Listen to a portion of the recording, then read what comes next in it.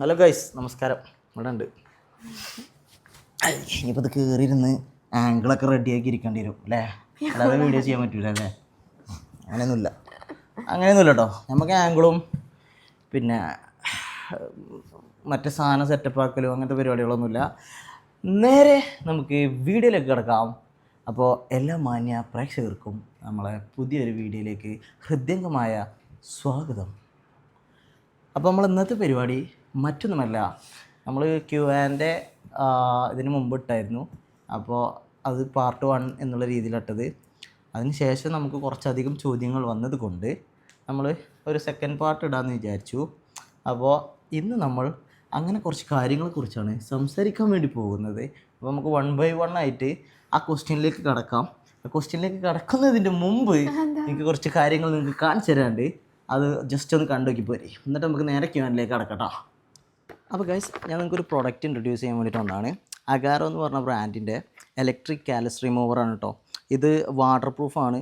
ഇതിനെക്കൊണ്ടുള്ള ഉപകാരം എന്ന് പറഞ്ഞു കഴിഞ്ഞാൽ നമ്മുടെ കാലിലെ അൺഈവൻ ടെക്സ്ചർ, അതേപോലെ നമ്മുടെ സ്കിന്ന് ഡ്രൈ സ്കിന്നാണെങ്കിലൊക്കെ ഒരു വെളുത്ത കളർ പോലെ വരുമല്ലോ കാലിൻ്റെ ചുറ്റുവട്ടത്തും, ആ കാര്യങ്ങളൊക്കെ ക്ലീൻ ചെയ്യാൻ ഹെൽപ്പ് ചെയ്യുന്നൊരു പ്രൊഡക്റ്റാണ് കേട്ടോ. ഇതിൻ്റെ ഒരു പ്രത്യേകത എന്ന് പറഞ്ഞു കഴിഞ്ഞാൽ ഇതിൽ 2 ടൈപ്പ് സ്പീഡ് വരുന്നുണ്ട്. 1800 RPM സ്പീഡും വരുന്നുണ്ട്, അതേപോലെ 2200 RPM സ്പീഡ് വരുന്ന 2 ഫീച്ചറിൽ അവർ കൊടുത്തിട്ടുണ്ട്. പിന്നെ ബാറ്ററി നമ്മൾ പറയുകയാണെന്നുണ്ടെങ്കിൽ ഫുൾ ചാർജിൽ ഏകദേശം 3 മണിക്കൂറോളം നമുക്ക് യൂസ് ചെയ്യാൻ വേണ്ടിയിട്ട് പറ്റും. LED ഡിസ്പ്ലേ ഉണ്ട്, അപ്പോൾ ചാർജ് എത്ര ശതമാനം ബാലൻസ് ഉണ്ട് എന്നുള്ളത് നമുക്ക് അറിയാൻ വേണ്ടിയിട്ട് പറ്റും. ബോക്സിനകത്ത് എന്തൊക്കെയുള്ളതെന്ന് നമുക്ക് ജസ്റ്റ് ഒന്ന് നോക്കി നോക്കാം. ബോക്സ് തുറന്നു കഴിഞ്ഞാൽ അതിനകത്ത് കാലസ് റിമൂവർ കൊടുത്തിട്ടുണ്ട്. അതിന് അവരൊരു റോളർ ഹെഡ് അതുമ്പോൾ തന്നെ അറ്റാച്ച് ചെയ്ത് കൊടുത്തിട്ടുണ്ട്. ഈ റോളർ ഹെഡ് നമുക്ക് ചേഞ്ച് ചെയ്യാൻ വേണ്ടിയിട്ട് പറ്റും. ഇവിടെ ഒരു ബട്ടൺ ഉണ്ട്, ആ ബട്ടൺ അമർത്തി കഴിഞ്ഞ് കഴിഞ്ഞാൽ നമുക്ക് ഈ സാധനം ചേഞ്ച് ചെയ്യാൻ വേണ്ടിയിട്ട് പറ്റും.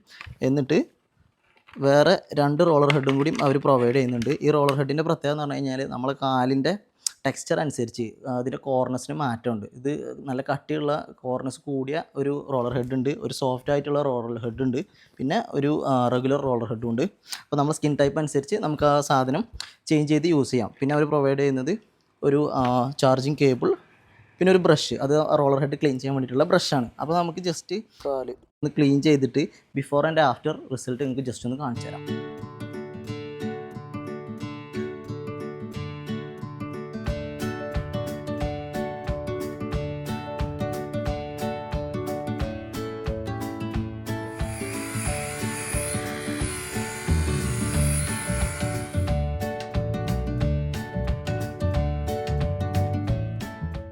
അപ്പോൾ ഗൈസ്, നമുക്ക് ക്വസ്റ്റ്യനിലേക്ക് പോകാം. ഈ ക്വസ്റ്റ്യൻസ് ഞാനാ സോർട്ട് ചെയ്തിട്ടോ. First part 1ന്റെ questions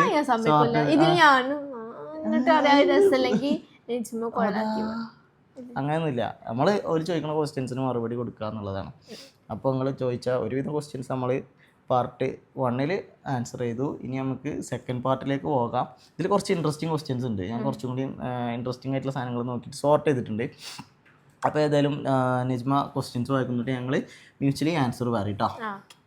first question കേട്ടോ. ഓക്കെ. യൂട്യൂബ് ലൈഫ് സുഖമുണ്ടോ? യൂട്യൂബ് ലൈഫ് എങ്ങനെ ഉണ്ട് എന്നുള്ളത്. YouTube life സുഖമുണ്ടോ? ഓക്കെ, ഉദ്ദേശിക്കുന്ന സംഗതി മനസ്സിലായി. അപ്പോൾ യൂട്യൂബ് ലൈഫിനെ പറ്റി പറയുകയാണെന്നുണ്ടെങ്കിൽ യൂട്യൂബിൻ്റെ ജൈത്രയാത്ര എങ്ങനെ തുടങ്ങി എന്നുള്ളത് എനിക്ക് ഞാൻ പറഞ്ഞതാണ്. അസൂർ മോട്ടറാക്കിയാണ്ടാണ് നമ്മൾ യൂട്യൂബ് തുടങ്ങുന്നത്. അസൂറിനോട് പറഞ്ഞാൽ യൂട്യൂബ് തുടങ്ങുന്നത് പറഞ്ഞത് അങ്ങനെയാണ് യഥാർത്ഥത്തിൽ യൂട്യൂബ് തുടങ്ങുന്നത്. പിന്നെ ഇതിനൊക്കെ നമ്മളെ ഹെഡ് മാഷ്, നമ്മളെ യൂട്യൂബ് അക്കാദമിൻ്റെ ഹെഡ് മാഷ് ഹനാനാണല്ലോ.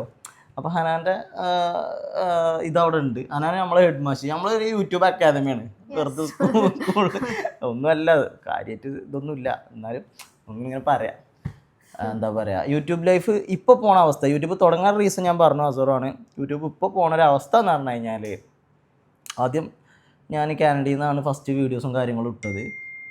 കാനഡയിൽ നിന്ന് എനിക്ക് തോന്നുന്നു ഞാനൊരു 10 വീഡിയോകൾ ഇട്ടു. അതിന് ശേഷം നമ്മൾ നാട്ടിലേക്ക് ലീവിന് വന്ന് നാട്ടിൽ വന്നിട്ട് ഒരു 10-14 വീഡിയോസ് ഇട്ടു. മൊത്തം ഇപ്പോൾ ഒരു 26 വീഡിയോ ഇട്ടിട്ടുള്ളൂ. 26 വ്ളോഗ്. ഇതിപ്പോൾ 27ാമത്തെ വ്ളോഗായിരിക്കും ഇൻഷാ അല്ലാ. അപ്പോൾ 27 വ്ളോഗ് നമ്മളിട്ടു. 27 വ്ളോഗിൽ നമുക്ക് ഓൾമോസ്റ്റ് ഇപ്പോൾ എത്ര സബ്സ്ക്രൈബേഴ്സാണ്? 72. ഓക്കെ, 72K സബ്സ്ക്രൈബേഴ്സായി നമുക്ക്. മാഷാ അല്ലാ, അത് നിങ്ങളെ സപ്പോർട്ട് കൊണ്ടാണ്. നമ്മൾ എങ്ങനെയെങ്കിലും 100K എന്നുള്ള ആ ഒരു മൈൽ സ്റ്റോണിലേക്ക് എത്താൻ പറ്റുമോ എന്നുള്ള ഇതിലിങ്ങനെ നോക്കി കണ്ട് നിൽക്കുകയാണ്. അപ്പോൾ നിങ്ങളൊക്കെ സപ്പോർട്ട് ഉണ്ടെങ്കിൽ നമുക്ക് ഉടനെ ആ ഒരു മൈൽ സ്റ്റോണിലേക്ക് 73 ആയോ മാഷാ അല്ലാ. അപ്പോൾ 73K ആയിട്ടുണ്ട് എന്നാണ് ലേറ്റസ്റ്റ് അപ്ഡേറ്റ് നിജ്മിൽ നമുക്ക് അറിയാൻ പറ്റിയത്.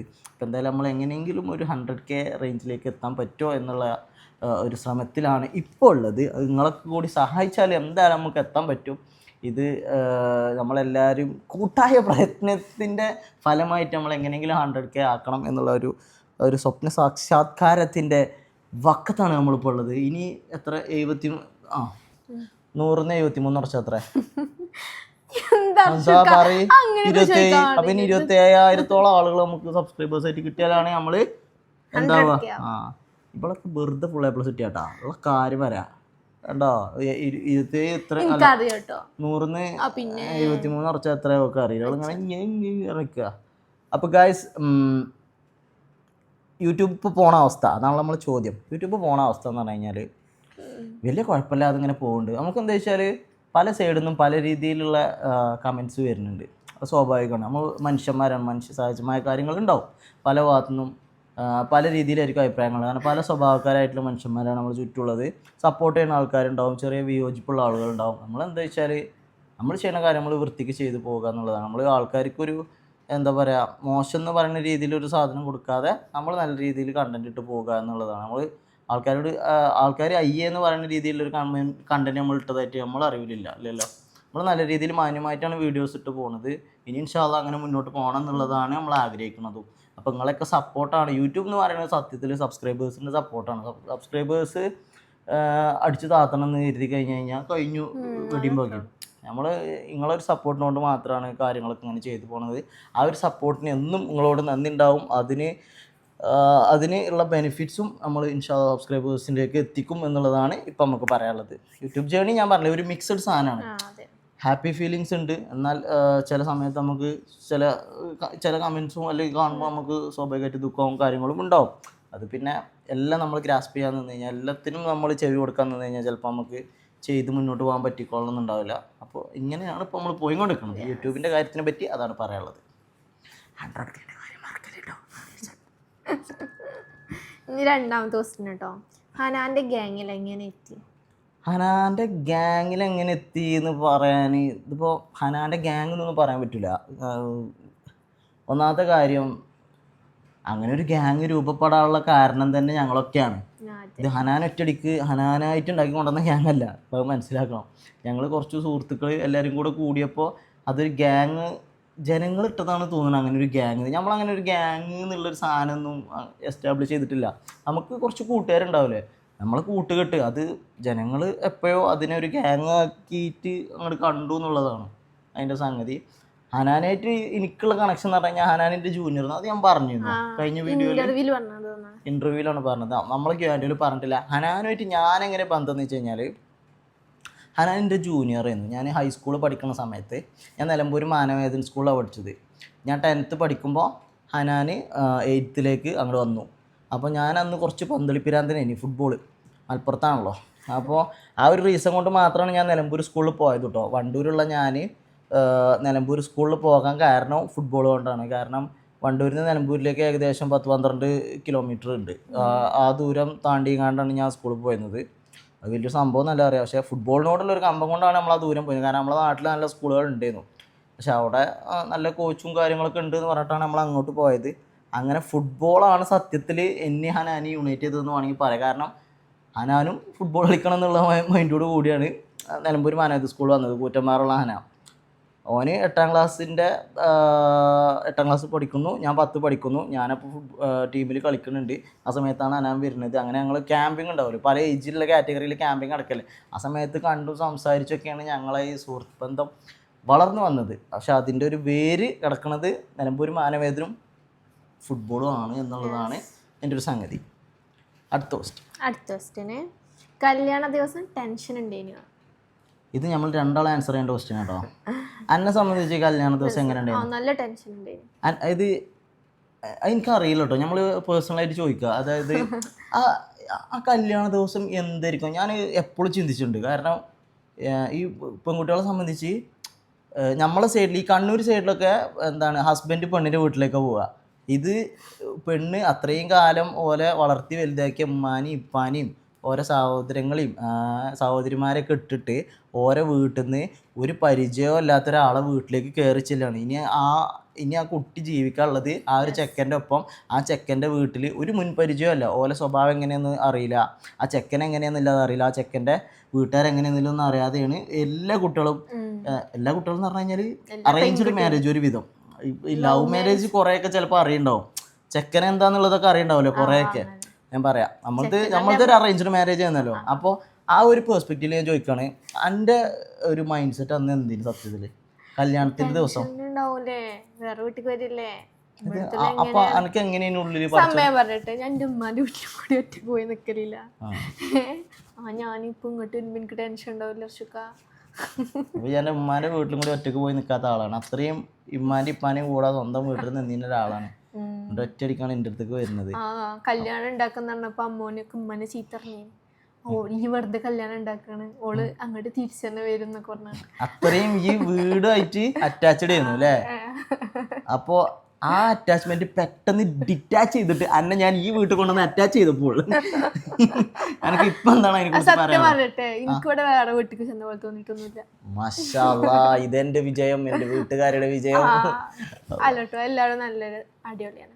അത് മീൻസ് ഒരു മദറിംഗ് ലോ പോലെ ഒന്നല്ല ഉമ്മ, ഉമ്മയാണ്. മീൻസ് എനിക്ക് എന്റെ ഉമ്മാനെ പോലെ തന്നെയാണ്.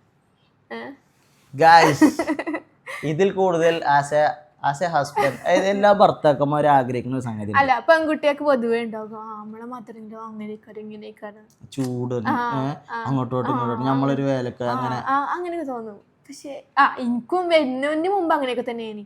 അങ്ങനെയൊക്കാരോ ടെൻഷനുകൾ മനസ്സിൽ അങ്ങനെ ഉണ്ടാവുമോ, ഇങ്ങനെ ആവുമോ, എന്നെ കൊണ്ട് അങ്ങനെ ആക്കിച്ചോ അങ്ങനെ ആക്കിച്ചോ. പക്ഷെ വന്നപ്പോ എല്ലാം മാറി. അപ്പോൾ ഇതിൽ കൂടുതൽ ഞാൻ എന്തിനാണ് ആഗ്രഹിക്കേണ്ടത്, എന്തിനു വേണ്ടിയിട്ടാണ് പ്രാർത്ഥിക്കേണ്ടത്? ഒരാളിൻ്റെ ഏറ്റവും എന്താ പറയുക സന്തോഷമുള്ള കാര്യം എന്ന് പറഞ്ഞാൽ പീസ് ഓഫ് മൈൻഡാണ്. ആ പീസ് ഓഫ് മൈൻഡ് കിട്ടണമെങ്കിൽ, അത് കല്യാണം കഴിഞ്ഞതിന് ശേഷം നമുക്ക് പീസ് ഓഫ് മൈൻഡ് കിട്ടണമെന്നുണ്ടെങ്കിൽ നമ്മളെ ഭാര്യയും അതുപോലെ നമ്മളെ ഉമ്മ, എൻ്റെ ഉമ്മയും എൻ്റെ വൈഫും തമ്മിൽ സിങ്ക് ആവണം. അതാണ് നമ്മൾ ഏതൊരു ഭർത്താക്കന്മാരെ ആഗ്രഹിക്കാത്തതാണ്. എന്നെ സംബന്ധിച്ച് അൽഹംദുലില്ലാ അതിന് എനിക്ക് എൻ്റെ അമ്മാനോടും ഇവളോടും തീരാത്ത കടപ്പാണ്. എനിക്ക് ഓലെ രണ്ടാളെ കൊണ്ട് ഇടങ്ങറില്ല. ഓല് രണ്ടാളും സിങ്കായി ഫുള്ള് സെറ്റപ്പിൽ പോകും. ഇപ്പം ഞാൻ കുറച്ച് ബേക്കായി, ഞാൻ പറഞ്ഞത് ഞാൻ കുറച്ച് ബേക്കായ അവസ്ഥയാണ്. ഞമ്മക്കൊരു തരും പേര് ഇതില്ലാതെ ഓല് രണ്ടാളും കമ്പനി ആയിട്ട്. അപ്പോൾ അതാണ് എൻ്റെ ഒരു എക്സ്പീരിയൻസ്. അതിനുള്ളൂ. പിന്നെ നിങ്ങളെ കണ്ടിട്ടില്ലേനല്ലോ കല്യാണത്തിന് മുമ്പ്, അതൊരു ടെൻഷൻ. ഇപ്പൊ എങ്ങനെയാക്കാലോ ഞാനൊരു മർഡനാവുന്നില്ല, അങ്ങനെയൊക്കെ ഒരു ടെൻഷൻ. ഇപ്പൊ എന്ത് തോന്നുന്നു? ആ ടെൻഷൻ ഇപ്പോഴുണ്ട്. ഞാൻ ഇല്ലട്ടങ്ങള് സൂപ്പറാ. ഞാൻ വെറുതെ പറഞ്ഞത് അടിപൊളിയാണ്. ഞാൻ മർഡനൊന്നും അല്ലോട്ടെ, എൻ്റെ ആ ടെൻഷനൊക്കെ മാറി. അന്ന് ടെൻഷൻ ഉണ്ടാവും എല്ലാവർക്കും ഉള്ള പോലെ തന്നെ എനിക്കും. നിങ്ങളുടെ ടെൻഷൻ എന്തെങ്കിലും? ഗായ്സ്, എൻ്റെ ടെൻഷൻ ഞാൻ പറഞ്ഞുതരാം. ഞാൻ കല്യാണത്തിൻ്റെ കേസ് ഞാൻ പറഞ്ഞല്ലോ, ഞാൻ ഒരിക്കൽ പോലും കാണാതെയാണ് സത്യത്തിൽ ഞങ്ങളെ കല്യാണം ഉറക്കണത്. ഞാൻ കാനഡയിൽ പോയി കല്യാണം ഉറച്ച് കല്യാണ ഡേറ്റൊക്കെ തീരുമാനിച്ചിട്ടാണ് ഞാൻ കാനഡയിൽ നിന്ന് ഫസ്റ്റ് വരുന്നത്. ഞാൻ ഒരിക്കൽ പോലും അവളെ കണ്ടിട്ടില്ല. എൻ്റെ പെണ്ണാളിലൊക്കെ എൻ്റെ വീട്ടുകാരെ കണ്ടതെന്ന് ഞാൻ പാർട്ട് 1 പറഞ്ഞു. എൻ്റെ മനസ്സിലുള്ള ഏറ്റവും വലിയ പേടി എന്ന് പറഞ്ഞാൽ ഹൈറ്റിൻ്റെ കേസിന്. അത് ഞാൻ ഒരു ഷോർട്ട് ഹൈറ്റഡ് ആയിട്ട് എന്നെ കണ്ട ആൾക്കാർക്ക് അറിയാം, ഞാൻ ഭയങ്കര ഹൈറ്റുള്ള ആളൊന്നുമല്ല. ഒരു ആവറേജ് മാൻ ഹൈറ്റ് ഞാൻ ഉണ്ടോയെന്ന് ചോദിച്ചാൽ ആ കാര്യത്തിൽ എനിക്ക് പേടിയില്ലേ. പക്ഷെ എനിക്കെന്തോ ഒരു പേടിയുണ്ട്. കാരണം എന്താ വെച്ചാൽ നമ്മൾ ഫോട്ടോയിൽ കാണുമ്പോൾ നമുക്ക് അങ്ങനെയാണ് മനസ്സിലാവില്ല ഹൈറ്റിൻ്റെ കേസ്. എന്നോട് എപ്പോഴും മെസ്സേജ് അയക്കുമ്പോൾ പറയാം ഹൈറ്റ് ഹൈറ്റ് ഹൈറ്റ്. പക്ഷെ അപ്പോൾ ഞാൻ അർഷനുണ്ട് നമ്മൾ രണ്ടും ഒരേ ഹൈറ്റ് ആയിക്കാണെന്നല്ലേ പറയല് അല്ലേ? അർഷക്ക് സമ്മതിച്ചില്ല. വന്നപ്പോ എങ്ങനെ എനിക്ക് തോന്നി? വന്നപ്പോ ഏതായാലും കണ്ടപ്പോൾ സമാധാനമായി. അതെന്നെ എൻ്റെ വലിയൊരു ടെൻഷൻ. രണ്ടാമത്തെ ടെൻഷൻ ഞാൻ ഈ പറഞ്ഞ മെയിൻ കാര്യം, അത് എന്നെ പോലെ എല്ലാവർക്കും ഉണ്ടാവും. എൻ്റെ അമ്മയും ഓളും തമ്മിൽ സിങ്കായി പോകുമോ എന്നുള്ള ആ ഒരു സംഗതി ഉണ്ടല്ലോ, അതെല്ലാവർക്കും ഉള്ളൊരു പേടിയേക്കാരം. അതേപോലെ ഓൾ ഇനി കെട്ടിച്ചു കൊടുത്താൽ നമുക്കറിയില്ല. ഇപ്പോഴത്തെ കുട്ടികളാണ്, പഴയമാരൊന്നും ആവില്ല, കുറച്ച് അങ്ങോട്ടും ഇങ്ങോട്ടും എന്നൊക്കെ മറുപടിയൊക്കെ പറയണ മാതിരത്തെ കുട്ടികളൊക്കെ ഉണ്ടാവും ഇപ്പം ഇന്നത്തെ കാലത്ത്. അങ്ങനെയൊക്കെ ആവുമോ എന്നുള്ളൊരു പേടിയുണ്ട് ഇനി. പക്ഷേ ആ സംഗതികൾ, ആ പേടികളൊക്കെ ഫസ്റ്റ് ദിവസം തന്നെ നെജിമയാണെങ്കിലും എൻ്റെ അമ്മയാണെങ്കിലും കാറ്റിൽ പറത്തിക്കൊണ്ട് എന്നെ അമ്പരപ്പിക്കുന്ന പെർഫോമൻസ് ആയിരുന്നു. വീട്ടിൽ കടന്ന് നടന്നുകൊണ്ടിരുന്നത്. അപ്പോൾ ഇപ്പോഴും മാഷാ അല്ലാഹ് ഒരു രണ്ടോളം അടിപൊളിയായിട്ട് പോകുന്നുണ്ട്. ഇനിയും അങ്ങനെ പോട്ടെ കാലാകാലം. നമുക്ക് ആ ഒരു പ്രാർത്ഥന മാത്രമേ. അതേന് എൻ്റെ ഒരു മെയിൻ പേടി. പിന്നുള്ള ടെൻഷൻ എന്ന് പറഞ്ഞു കഴിഞ്ഞാൽ നിൽക്കാനും പോകുമ്പോൾ ഒരു പേടിയുണ്ട് കേട്ടോ. അത് എന്താ സംഭവിച്ചു ഞാൻ ആകെ ബേജാറിനി. അത് ഞാൻ മൊത്തത്തിൽ ഒരുവിധം ചെക്കന്മാരിലൊക്കെ കണ്ടിട്ടുണ്ട്. നിൽക്കാനും നമുക്കൊരു ബേജാറായില്ല. അതായത് ഇങ്ങനെ കൂട്ടിപ്പിടിച്ചു. ഇപ്പോൾ അത് ആ നേരത്തെ അങ്ങോട്ട് എത്തും, ഈ നേരത്തെ ഇങ്ങോട്ട് എത്തും, മറ്റേത് മറിച്ചത്, അങ്ങനെ കുറേ കാര്യങ്ങൾ. പിന്നെ പറഞ്ഞാൽ എൻ്റെ കല്യാണം എൻ്റെ നിൽക്കാൻ പറഞ്ഞാൽ മൊത്തത്തിൽ എൻ്റെ കണ്ണെത്തണ്ടീനി എല്ലായിടത്തും. അപ്പോൾ അതിൻ്റെ ഒരു ചെറിയ ഒരു ബേജാറും പേടിയും എൻ്റെ മുഖത്ത് ഉണ്ട് എൻ്റെ സത്യത്തിൽ. അതാണ് ആ സമയത്ത് ടെൻഷൻ ഉണ്ടോ എന്നുള്ള ചോദ്യത്തിനുള്ള ഉത്തരം. പിന്നെ എന്താ പറയുക, ഇതൊക്കെ ജീവിതത്തിൽ ഒരിക്കലല്ലേ കല്യാണം ഉള്ളൂ. അപ്പോൾ കുറച്ച് ടെൻഷനൊക്കെ അടിക്കാം. പക്ഷെ ഞാൻ പറയുമ്പോൾ നിങ്ങൾ ടെൻഷൻ അടിക്കണം, അതൊക്കെ ഒരു ഫ്ലോയിൽ അങ്ങനെ നടന്നു പോയിക്കോ. ഇനി കല്യാണം കഴിക്കാൻ പോകാനോടെ പറയണേ. പിന്നെ കാനഡ ലൈഫ് എങ്ങനെയാണ് കാനഡ ലൈഫ് ഇപ്പൊ എങ്ങനെയാണ് കാനഡ ലൈഫ് പോണത് നാട്ടിലല്ലേ? കറന്റ് കാനഡ ലൈഫ് എങ്ങനെ പോണെന്ന് വെച്ച് കഴിഞ്ഞാല് അതൊരു എന്താ പറയാ, അത് ലീവിന് ഞാൻ കാനഡക്ക് പോണില്ല, എന്നിട്ട് കാനഡയിൽ എത്തി പറയും ഞാൻ നാട്ടിൽ അതെന്താണെന്നറിയോ, ഏത് വൺസ് എ പ്രവാസി ഒരിക്കൽ നമ്മൾ പ്രവാസിയായി കഴിഞ്ഞാൽ അതൊരു ലൂപ്പാ. പ്രവാസം എന്ന് പറഞ്ഞു കഴിഞ്ഞാൽ അത് ഗൾഫ് ആയിക്കോട്ടെ, ഞാൻ കാനഡയിലാണ് ഫൈൻ, അത് UK ആയിക്കോട്ടെ, കാനഡ ആയിക്കോട്ടെ, അല്ലെങ്കിൽ മറ്റേതെങ്കിലും രാജ്യങ്ങളായിക്കോട്ടെ, പിന്നെ ഇനിയിപ്പോൾ ദുബായോ സൗദിയോ ജിദ്ദ എവിടെയെങ്കിലും ആയിക്കോട്ടെ, ജിദ്ദ റിയാദോ എവിടെയെങ്കിലും ആയിക്കോട്ടെ, എവിടെ പോയാലും നമ്മളെ നാട്ടിലല്ലേ. പ്രവാസം എന്ന് പറയുന്നത് അങ്ങനെ രസമുള്ളൊരു പരിപാടിയൊന്നുമല്ല. അത് രസമായി മാറുന്നത് എങ്ങനെയാണെന്ന് അറിയങ്ങൾ, നമ്മളെ വീട്ടിലെ കാര്യങ്ങൾ നടന്നു പോകാൻ. എല്ലാവരും അവനവൻ്റെ അന്നത്തിന് വേണ്ടിയിട്ടാണല്ലോ ഈ പ്രവാസം ചൂസ് ചെയ്യണത്. അല്ലാതെ ഇപ്പോൾ ആർക്കും ഭയങ്കര താല്പര്യപ്പെട്ട് ഇഷ്ടപ്പെട്ട് പോകണമെന്നല്ല എല്ലാവരും. അപ്പോൾ വളരെ ലിമിറ്റഡ് ആൾക്കാർ അങ്ങനെ പോകണുള്ളൂ. മറ്റുള്ള ആൾക്കാർ അവരൊരു ഗതികേട് കൊണ്ട് സത്യത്തിൽ പോണതാണ്. കുടുംബം രക്ഷപ്പെടട്ടെ, കാര്യങ്ങൾ സ്മൂത്തായിട്ട് നടക്കണം എന്നുള്ളൊരു ഉദ്ദേശപൂർവ്വം പോണതാണ്. ഞാനാണെങ്കിലും എൻ്റെ മൈൻഡിൽ കുറേ പ്ലാൻസും കാര്യങ്ങളുണ്ടായിരുന്നു. ആ പ്ലാൻസ് വർക്കൗട്ട് ചെയ്യാനും കുറച്ച് ഫണ്ട് ഉണ്ടാക്കുക എന്നുള്ളൊരു മൈൻഡിലേക്കാണ് സത്യത്തിൽ കാനഡ ചൂസ് ചെയ്തത്. അങ്ങനെ കൂട്ടത്തിൽ അവിടെ എങ്ങനെയാലും സെറ്റിലാകുക എന്നൊക്കെ അങ്ങനെയൊക്കെ ഒരു ആ സമയത്ത് നമ്മൾ തോട്ട് പ്രോസസ്സ് ഇങ്ങനെ മാറിക്കൊണ്ടിരിക്കും. കാരണം ഞാൻ പോണ ടൈം പറഞ്ഞാൽ ഒരു 22 വയസ്സിലൊക്കെയാണ് ഞാൻ അതിന് വേണ്ടിയിട്ട് ഇങ്ങനെ പ്രിപ്പയർ ആണത്. മൈഗ്രേറ്റ് ചെയ്യണം, കാനഡ പോകണം, കാനഡ പോയി പഠിക്കണം എന്നുള്ള കാര്യങ്ങളൊക്കെ ആലോചിച്ചിട്ട് ഞാൻ കാനഡയ്ക്ക് എത്തുന്ന സത്യത്തിൽ 24-ലുമാണ്. അപ്പോൾ അതിൻ്റെ ഇടയിലൊക്കെ നമ്മൾ തോട്ട് പ്രോസസ്സ് ഇങ്ങനെ മാറിക്കൊണ്ടിരിക്കുന്നുണ്ട്. ഫസ്റ്റ് പോകുമ്പോൾ നമുക്ക് ഭയങ്കര എക്സൈറ്റ്മെൻറ്റ് ആയിരിക്കും, അവിടെ എന്താ സംഗതി ഒക്കെ അറിയാനുള്ളൊരു സംഗതി ഉണ്ടല്ലോ. പക്ഷെ വൺസ് നമ്മൾ നാട്ടിലേക്ക് വന്ന് പിന്നെ തിരിച്ചു പോകുമ്പോൾ ഭയങ്കരമായിട്ട് നമ്മളെ പിടിച്ചു വലിക്കണ കുറേ സംഗതികളുണ്ട്. അതിപ്പോൾ ഞാൻ പെണ്ണിട്ടുകൊണ്ടല്ല പറയുന്നത് കേട്ടോ. അല്ലെങ്കിൽ നമ്മൾ നാട്ടിലുള്ള കാര്യങ്ങൾക്കൊക്കെ ഒരു ഭംഗി കൂട്ടണ പോലെ നമുക്ക് തോന്നും. നമ്മൾ പ്രവാസമായി വന്നു കഴിഞ്ഞ് കഴിഞ്ഞാൽ ഇവിടെ ഓൾറെഡി ജീവിച്ചിരിക്കുന്ന ആൾക്കാർ കണ്ണിൽ കാണുന്ന കാഴ്ചകളല്ല നമ്മൾ നാട്ടിൽ കാണുക. നമുക്ക് എന്തോ ഒരു നാടിനൊരു പ്രത്യേക ഭംഗിയുള്ള പോലെ എനിക്ക് പേഴ്സണലി ഫീൽ ചെയ്തിരിക്കണേ. അത് പ്രവാസി ആയതുകൊണ്ടായിരിക്കാം. അത് എല്ലാ പ്രവാസികൾക്കും ഞാൻ പറയുന്നത് കണക്റ്റ് ആവുമെന്ന് എനിക്ക് മനസ്സിലാവുന്നത്. അല്ലാതെ ഇവിടെ നിന്നിട്ട് പുറത്ത് പോകാത്ത ആൾക്കാർക്ക് ഞാൻ ഈ പറഞ്ഞ കാര്യം കത്തൂല. ഓക്കെ, സോഫാർ ഞാൻ പറഞ്ഞില്ലേ നാട് അടിപൊളിയാണ് എന്തൊക്കെ പറഞ്ഞാലും. അപ്പോൾ കാനഡ ജീവിതം എനിക്കിഷ്ടമാണോ ചോദിച്ചാൽ എനിക്കിഷ്ടമാണ് കുറേ കാര്യങ്ങളിൽ. പക്ഷേ നമ്മളൊരു വേര് ഇവിടെ ആയത് കാരണം ഇവിടേക്ക് എപ്പോഴും ഒരു പിടിവലി എനിക്കുണ്ട്. പിന്നെ എൻ്റെ കൂട്ടുകാരൊക്കെ ഇങ്ങനെ ജാളിയായിട്ട് നടക്കണ കാണുമ്പോൾ ഈ മൊബൈലിൽ ഇതിങ്ങനെ കാണല്ലേ. പണ്ട് പറഞ്ഞാൽ റീൽസും ഇൻസ്റ്റാഗ്രാമും ഫേസ്ബുക്കും ഒന്നും ഇല്ലേ. ഈ കത്ത് എഴുതിയാണ്ടൊക്കെയാണ് പാവപ്പെട്ട പ്രവാസികൾ ജീവിച്ചത്. ആ സമയത്ത് പോലും അനുഭവിച്ചത് ആലോചിക്കുക. ഈ പറഞ്ഞ കുറേയൊക്കെ നമുക്ക് മൊബൈലിൽ കാണാൻ പറ്റും. പക്ഷേ ഇതിന് വേറെ നെഗറ്റീവ് ഉണ്ട്. ഇത് മൊബൈലിൽ കാണുമ്പോൾ ഏറെ സങ്കടമാകുകയാണ്. ഇതിങ്ങനെ മറ്റേതിങ്ങനെയൊക്കെ ആലോചിച്ചുണ്ടാക്കണല്ലോ. ഒരു കത്തിൽ കാണുന്ന വായിക്കുന്ന സാധനങ്ങൾ ആലോചിച്ചുണ്ടാക്കണം. ഇത് നമ്മൾ കണ്ണിൽ നേരിട്ട് കാണുമ്പോൾ നമുക്ക് അതിലേറെ സങ്കടം ഒന്നും കൂടാൻ പറ്റിയില്ലല്ലോ എന്നൊക്കെ ആലോചിക്കുമ്പോൾ. കാനഡിയൻ വർക്കിൻ്റെ സാലറി കാര്യങ്ങൾ. കാനഡയിൽ വർക്കിൻ്റെ സാലറി കാര്യങ്ങൾ പറഞ്ഞാൽ കാനഡയിൽ വേജ് സിസ്റ്റം എന്ന് പറഞ്ഞാൽ നമ്മളെ നാട്ടിൽ നിന്ന് മാറില്ല. ഹവർലി വേജാണ്. നമ്മൾ മണിക്കൂറിനാണ് നമുക്ക് അവിടെ കാശ് കിട്ടുക. നമ്മൾ ഓരോ മണിക്കൂറിന് ഇത്ര കാശ് എന്ന് വെച്ചിട്ടാണ്. അവിടെ ഒരു എംപ്ലോയ്മെൻറ്റ് സ്റ്റാൻഡേർഡ്സ് ഉണ്ട്. ആ എംപ്ലോയ്മെൻറ്റ് സ്റ്റാൻഡേർഡ്സ് എന്തായാലും ഓരോ എംപ്ലോയേഴ്സും ഫോളോ ചെയ്യണമെന്നുണ്ട്. അപ്പോൾ നമ്മൾ നിൽക്കുന്ന ഓരോ പ്രൊവിൻസ് എന്ന് പറഞ്ഞാൽ സ്റ്റേറ്റ് കേട്ടോ, കേരള, തമിഴ്നാട് എന്നൊക്കെ പറയുന്ന പോലെ. അപ്പോൾ ഞാൻ നിൽക്കുന്നത് ഒണ്ടാരിയോ പ്രൊവിൻസിലാണ്.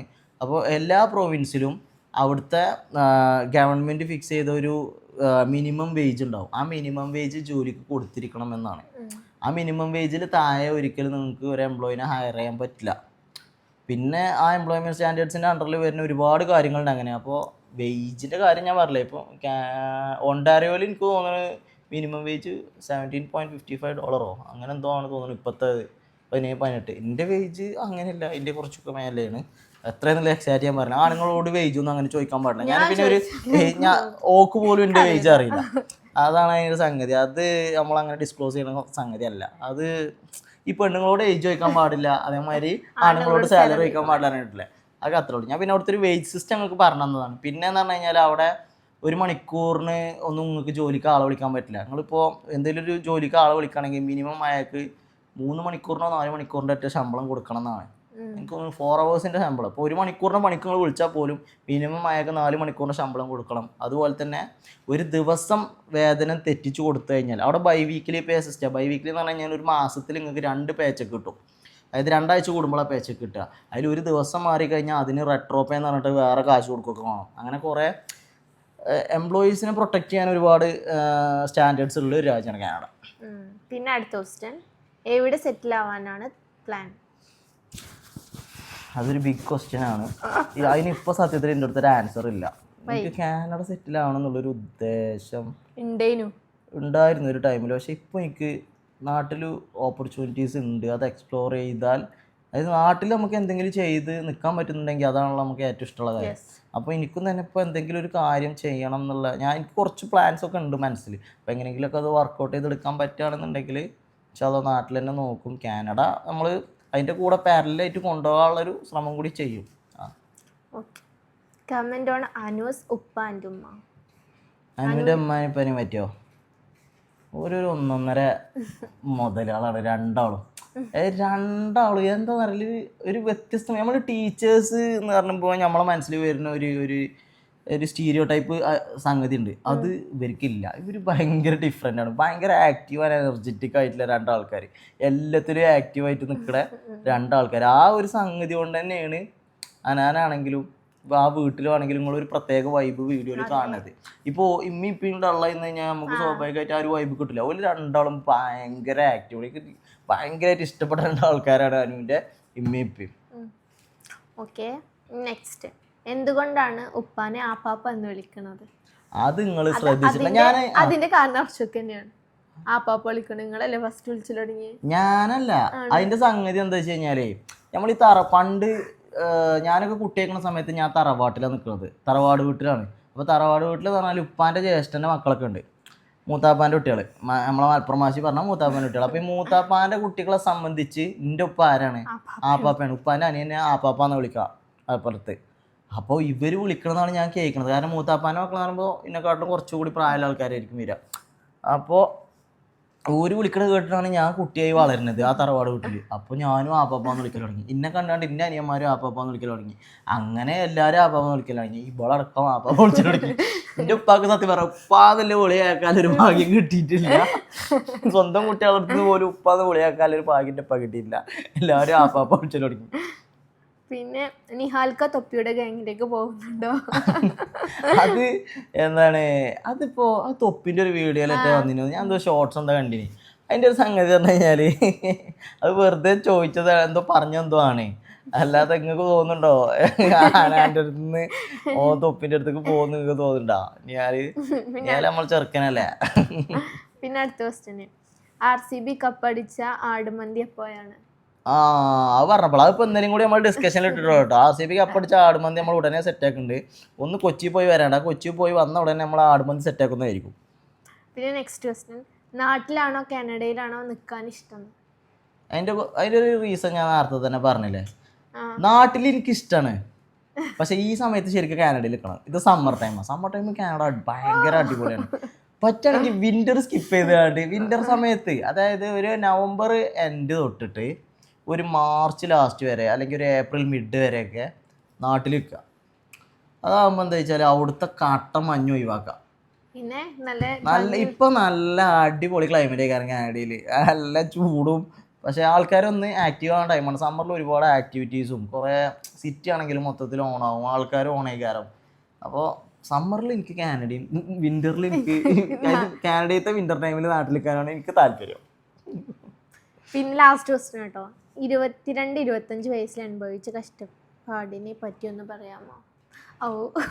അതെല്ലാ ബോയ്സിനുള്ള സംഗതികളാണ്. ഒരു 20 വയസ്സിന് ശേഷം ബോയ്സ് അനുഭവിക്കുന്ന ഒരു ട്രോമ ഉണ്ട്. അത്